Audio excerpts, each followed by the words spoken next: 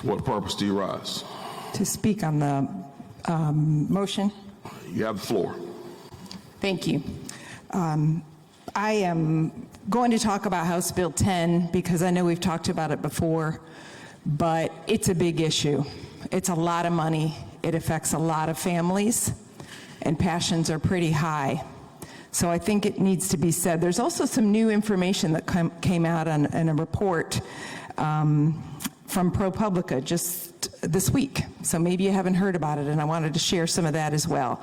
I'll start out by saying that House Bill 10, in my estimation, is a massive and expensive and reckless expansion of what the creators of the program like to call opportunity scholarships, also known as private school vouchers. But I have to say, opportunity for whom and opportunity for what? This ProPublica article that I mentioned that just came out very recently is enlightening. It's disturbing. And it talks about how so many of the private schools that are now funded by this voucher program that our legislature is funding and trying to expand today with this veto override were created during the South's desegregation era. And they were specifically created to cater to white parents who wanted to avoid sending their children to racially diverse schools. It reports that 39 schools in the North Carolina voucher program today were established specifically for white children to avoid desegregation in the 1960s and 70s, thus earning the moniker segregation academies.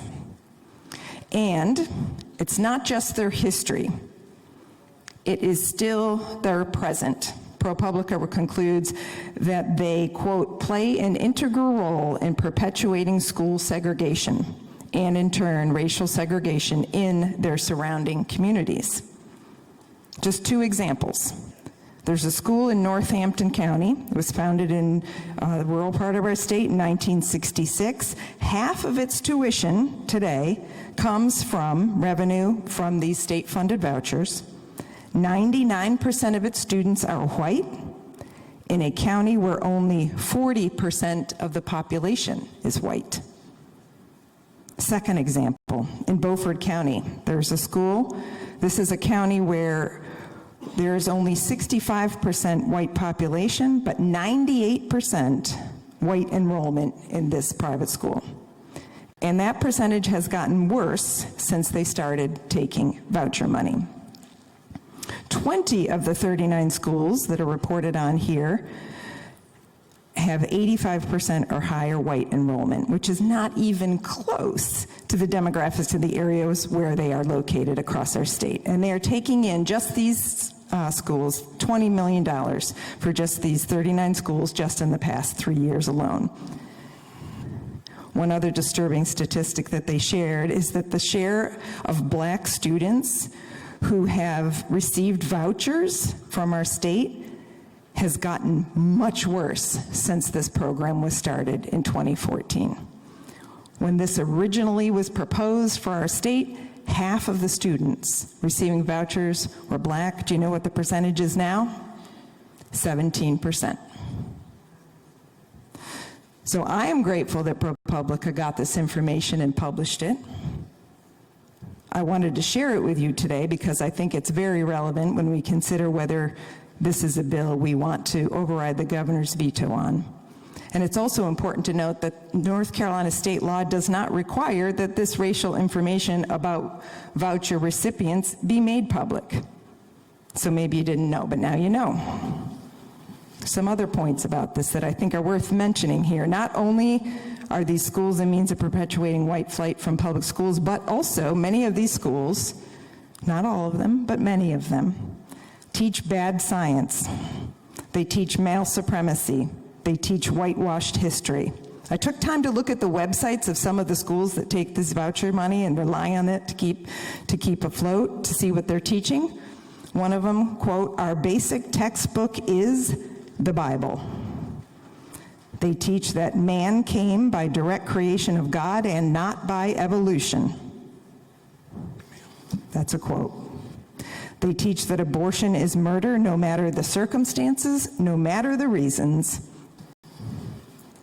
They state that same-sex relationships are akin to bestiality and that men shall be the leaders, not women. So, some may say that those teachings are fine. You might agree with them, and maybe fine for churches to preach that, if that's what they believe. But I don't believe that the majority of North Carolina taxpayers think that those are appropriate tenets of an education for children that is funded, even in part, with public taxpayer dollars. It's also problematic the way these schools exclude certain kids and certain families, the ones that they don't want. They exclude or expel kids with learning delays or disabilities because they often don't have the time or the expertise to educate those children.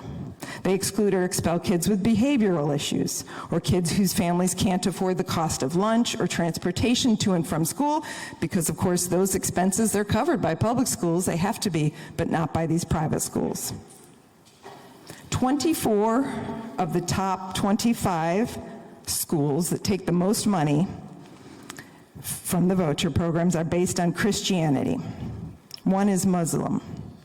And 3/4 of all voucher-funded schools are religious schools, almost all Christian.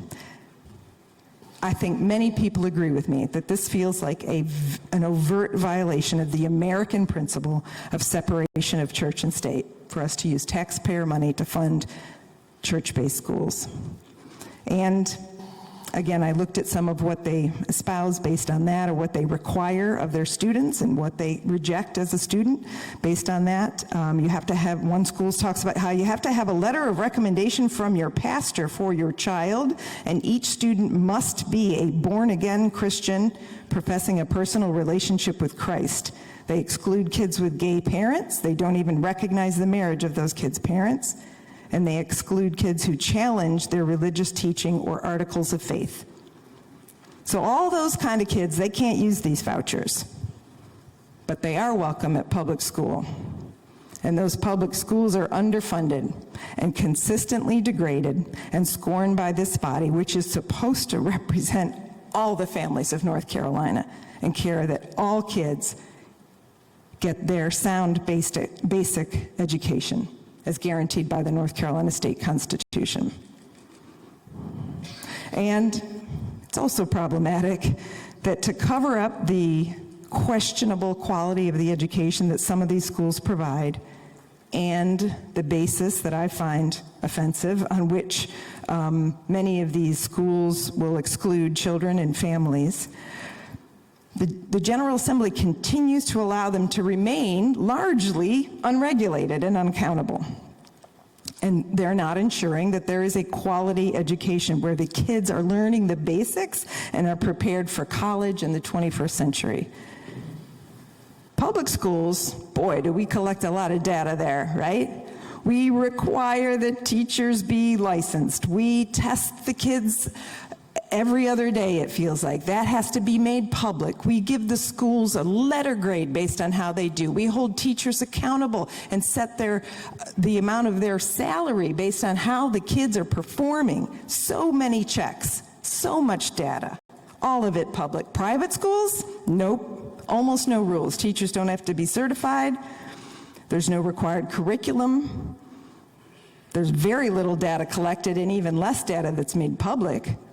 There's no letter grades for the schools. Some are rated based on third-party sites that decide to do this work for parents if they want to know what kind of a school they might be sending their kid to. But many of these schools that take voucher money aren't even on those third-party sites. Parents are going in blind. And this body doesn't seem to care about whether these kids are getting a good education with the money that we are funding. There's also very little money to track, or very little oversight to track the money that goes to these schools. We've talked before about how some have accepted many more vouchers than they have enrolled students at any given time. Some been caught embezzling pretty big amounts of money, one of which was the #1 voucher recipient in the state at one point when it was found there was a major embezzlement happening there. And then this bill that we're talking about today is going to balloon the program and the cost of it. It could have addressed some of these oversight problems, but it doesn't. There's no changes whatsoever to what we expect private schools to do in return for all this money that we're getting ready to send them. And let's be clear, we cannot afford this. Please remember your usual inclination toward fiscal responsibility. Don't set it aside in order to fund this bill. This is a budget-busting expense that more than doubles the already significant voucher program in North Carolina. The Office of State Budget and Management has forecasted a budget shortfall in the near future due to the tax cuts we've already passed and the impacts of earlier expansion of the voucher program and the Helene funding that we should be focused on. Rural counties stand to lose a lot here. There's a lot of reporting in this ProPublica about that and how damaging this will be to rural counties. In 2014, this program cost $14 million. That seemed like a lot of money then. At that point, there were 1,200 low-income students who got a voucher. That was 2014. But boy, that camel's nose got under the tent. And that was the start of this major disruption to our once lauded public school education.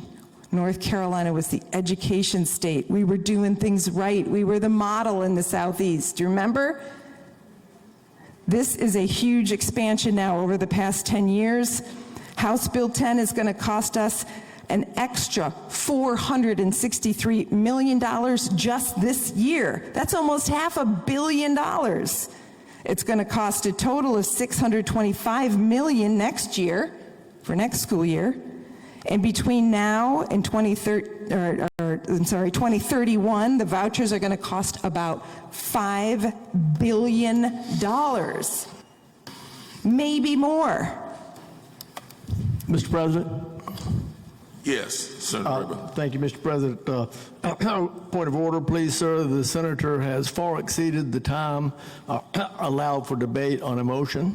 Would ask that she please either conclude or stop the debate.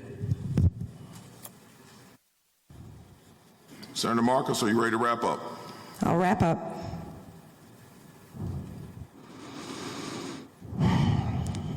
I'll jump to my final point, which is please remember this is not a bill about helping low-income families or even about school choice. This is about expanding the program to the wealthiest families in our state. Nearly 1/4 of the people that stand to benefit make more than $259,000 a year for a family of 4. That's who this bill's helping at the expense of all the other things that we need to be spending money on. It is just gravy on an already fully loaded dinner plate of choices, and it costs us nearly $500 million this year and $5 billion more over the next 7 years. I hope you'll join me in voting to uphold the governor's veto of this terrible, terrible bill.